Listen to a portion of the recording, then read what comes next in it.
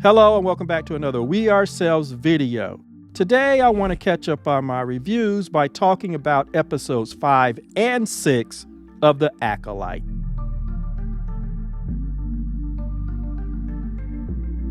Now, a lot of reviewers have already gone over the dynamic lightsaber scenes in this episode, and I agree with them that this is some of the most brutal and best saber choreography in Star Wars to date. So there's really no need for me to repeat what everyone else has said. For me, and despite the fight scenes, the show still suffers from the same bad story and characterization problems, and that's what I want to focus on. So let's go.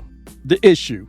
In this episode, when Jecki goes to apprehend May, she has to struggle to do the job. This was understandable considering that May has been trained in combat and went toe-to-toe with a Jedi Master.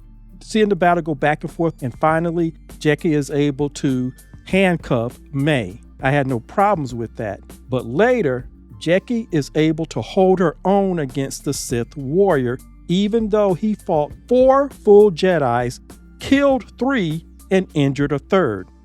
And for me, I did not understand that. How was she able to do this? Because it makes no logical in-world sense. At least not what we have been shown about Jecki. And for me, that's where the problem comes in. The writers of the show never gave us a scene where we show Jecki as this capable. And remember, just in the prior scene, she had trouble apprehending May. Instead of us seeing Jecki as part of an ensemble of other Padawans, let's get rid of that scene. Instead, when Osha finds Jecki, the Padawan is training alone, demonstrating some of the fighting techniques that we will see later. This simple change would give us a scene that serves multiple story purposes.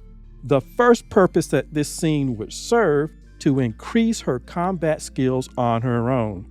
When Osha arrives and waits for Jecki to finish the sweaty workout, Osha can comment that she was never that good as a duelist. Osha could also possibly say that maybe she noticed some of Master Soul's or Indara's fighting techniques in Jecki's style. At that point, and with Jecki's acknowledgement of the fact, we are showing that not only is Jecki working overtime to develop her skill sets, she's taking techniques from her superiors.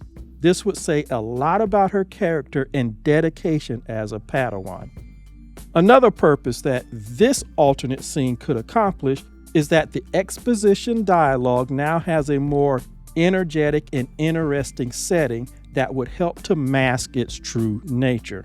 And also, it could reinforce the fact that Osha was a former Padawan and therefore knows her way around the temple, particularly if Jecki was in a less traveled area. Again, you're making the story tighter.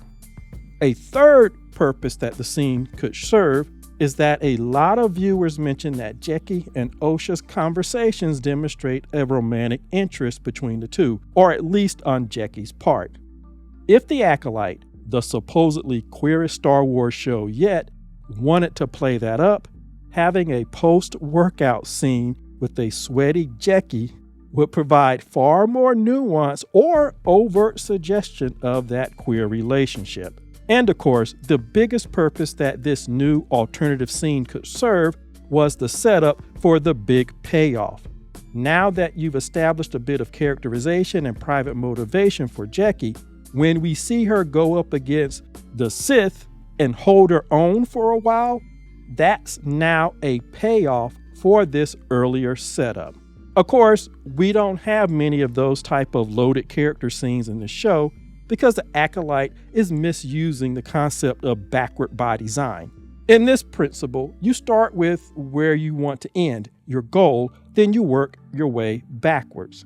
However, since the ending for the Acolyte concept was a show reel full of money shots for Leslie Headland, working backward and backfilling these episodes with enough material to create a legit show proved too much for the writers, in my opinion.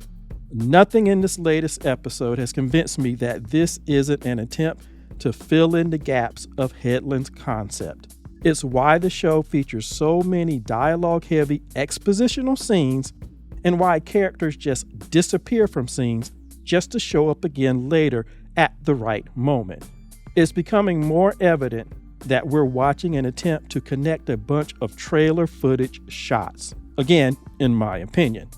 And Jacky's lack of development is just another example of failed characterization for truly talented actors and actresses trying to do their best with what they've been given.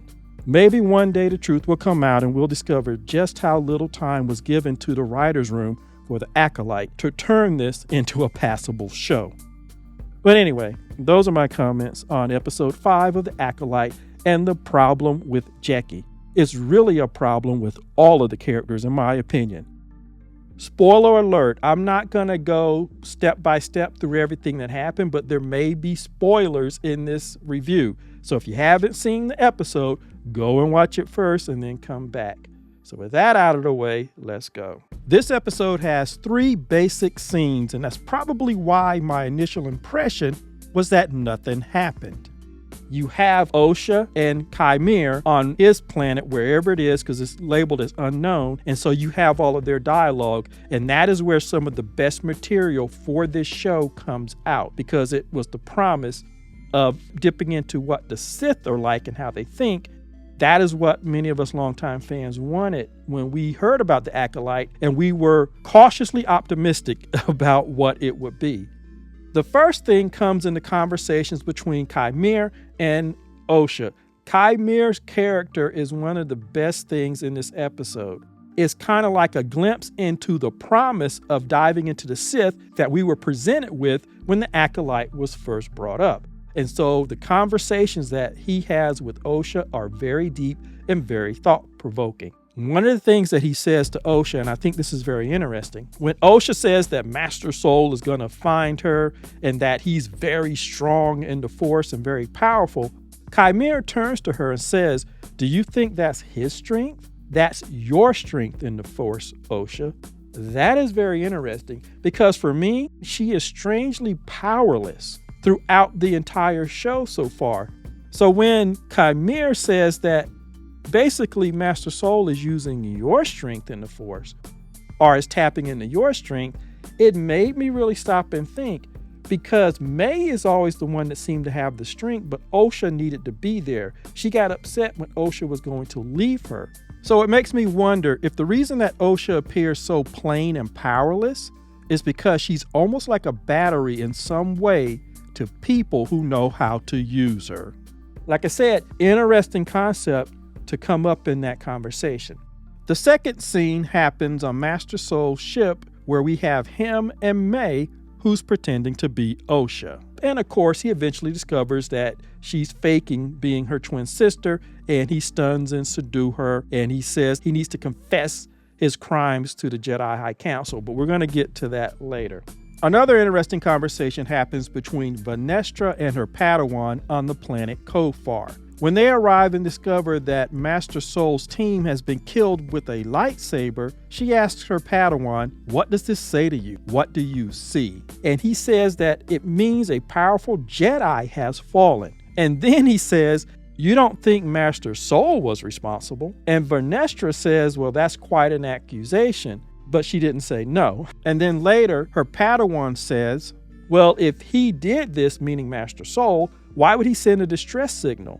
So again, Master Soul is looking shadier and shadier in this episode. And so I think you're getting a final hint to what he did to the witches 16 years ago. And maybe that's a key to what Chimere was saying, that no, he's tapping into your strength in the Force, Osha. But as I said, the more the show goes on, the more it's evident that this was not meant as a show, and that all of this is backfilling and trying to connect desperate pieces. But also the idea that they are deliberately going out of the way to show that the Jedi are bad, rather than having a show that actually focused on the Sith and how they work, is becoming more obvious. Because when you actually focus on the Sith, you get some very good dialogue that doesn't feel like exposition. Those are the only really good things I had to mention about the episode. Things that I did not like. Osha is still boring as plain oatmeal. If we find out that she's almost like a battery because she hasn't been taking up her own power and assuming her own power, I like that. But until that happens, OSHA's boring as plain oatmeal. And I have to say, this has to be the easiest paycheck that Amanda Stenberg got on this show. Because of the two twins, May's the more interesting one. So what do the brilliant writers decide to do? They decide to have the more interesting twin pretend to be the boring twin.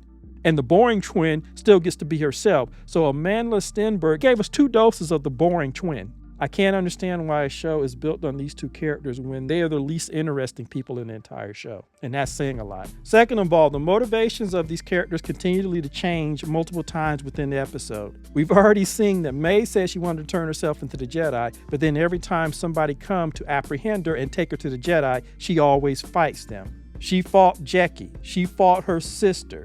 And so, yeah, her master showed up, but once he said, "I'm going to kill you," that should have been it. So instead of her going with her sister to Master Soul and getting on the ship, she fights her sister and then pretends to be her sister. Makes no sense. And now in this episode, you see that she has a knife, so you think she's gonna stab Master Soul when she goes to the bridge. But instead, he says, "Take over the controls," and she immediately takes over the controls. What is your motivation here? Are you gonna kill him or not? Do you want to turn yourself in or not? Why pretend to be your sister if you just want to turn yourself in? Why not be yourself and save all the damn trouble? Same thing with Master Soul. Yes, he says in the episode that he needs to confess his crimes to the Jedi, but yet when he finds out that it's actually May, which he should have known all along, he takes his ship and he leaves the scene right before the Jedi can show up. So are you going to confess your sins to the Jedi Council or not? Then why run when the Jedi actually show up? And so the characters' motivations keep shifting depending on where the writers need them to be. It's not consistent with their characterization. It's not growing out of the characterization because there really isn't any characterization. They're just changing what they want to do as it happens. So at the end of the day, that's why I felt when I watched this show that nothing happened. Yes, there are some good concepts. Yes, there are some good questions raised. But at this level, after all these years, it shouldn't be a good question here, a good lightsaber scene here.